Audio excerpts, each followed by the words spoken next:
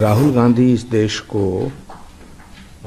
Islamic country बनाना चाहते हैं। Congress party की जो विचारधारा थी, जो देश के हित में काम करती थी, वो कांग्रेस अब नहीं रही है। सत्ता को पाने के लिए कुछ भी कह सकते हैं और सत्ता को पाने के लिए ये कुछ भी कर सकते हैं। देखिए, डीके शिव कुमार जी वही कहते हैं जो राहुल गांधी चाहते हैं, और राहुल गांधी इस देश को इस्लामिक कंट्री बनाना चाहते हैं। राहुल गांधी जी इस देश में शरिया लागू करना चाहते हैं। अगर राहुल गांधी जी डीके शिव कुमार जी की बात से सहमत नहीं हैं, तो फिर उनके खिलाफ कार्रवाई करनी चाहिए, उन्हें नोटिस देना चाहिए। लेकिन राहुल गांधी जी चुप हैं, खामोश हैं।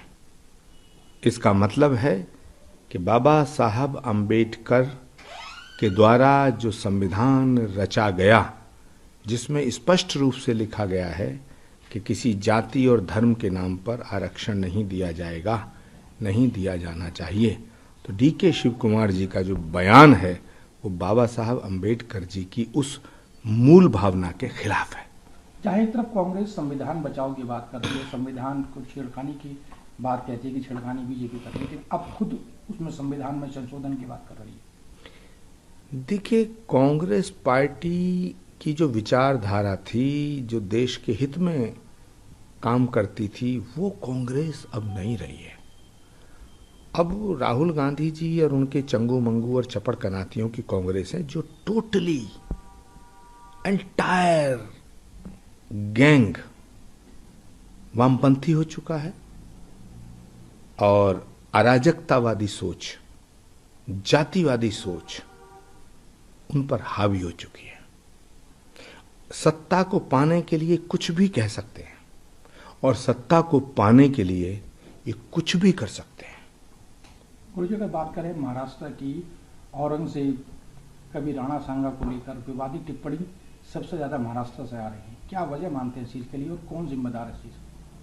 देखिए, महाराष्ट्र की भूमि शौर्य की भूमि है, त्याग, तपस्या, बलिदान, महात्माओं की, ऋषि मुनियों की भूमि है, छत्रपति शिवाजी महाराज की भूमि है, संत तुकाराम की भूमि है, ज्योतिबा फूले की भूमि है, बाला साहब ठाकरे की भूमि है।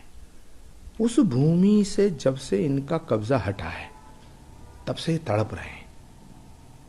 ये महाराष्ट्र पे कब्जा करना चाहते हैं क्योंकि इनको लगता है कि सारा माल महाराष्ट्र में है,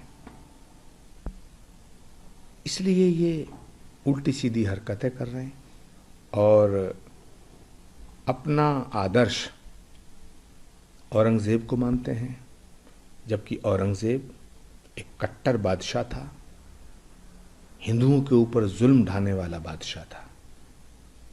हिंदुओं को मुसलमान बनाने की उसकी ख्वाहिश थी, करोड़ों हिंदुओं को मुसलमान बनाने का उसका सपना था, सनातन को मिटाना चाहता था, भारत में शरिया लागू करना चाहता था। जो औरंगजेब छत्रपति शिवाजी महाराज, जो औरंगजेब भारत की संस्कृति और सभ्यता के खिलाफ था, उस औरंगजेब को ये अपना आका मान बैठे हैं।